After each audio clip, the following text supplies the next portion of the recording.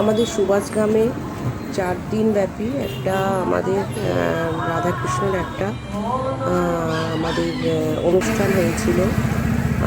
সেখানে আমাদের মানে কীর্তন গান গাওয়া হয়েছিল।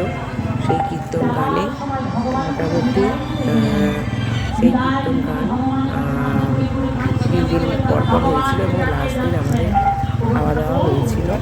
ওখানে বসেই খাওয়া দাওয়া হয়েছিল। দেখুন কীর্তন গান কত লোক শুনছে এবং যে কীর্তনিয়া এসছেন, নামকরা কীর্তনিয়া এসছেন, উনি সুন্দর কীর্তন গাইছেন। খুবই ভালো লাগছিল এবং প্রচুর দর্শক দেখছিলেন। আমিও খানিকক্ষণ দেখলাম, বেশ ভালো লেগেছে। এবং ওখানে বসে আমাদের মোটামুটি খিচুড়ি ভোগ দিয়েছেন, খুব সুন্দর সুস্বাদু খিচুড়ি ভোগ দিয়েছিলেন এবং তার সাথে দিয়েছিলেন আলুর দম। আলুর দমটাও খুব সুস্বাদু হয়েছিল। আমি তো মানে অনেকটাই খেয়েছি, ভালো লেগেছে বলে আরেকবার নিয়েছি এবং আরেকবার নেওয়ার পর আলুর দমও আরেকবার নিয়েছি। তারপরে এলো পায়েস, আমের দেখুন চাটনি, আর পায়েসটাও খুব সুস্বাদু হয়েছে, আর দিয়েছিল বড়ি।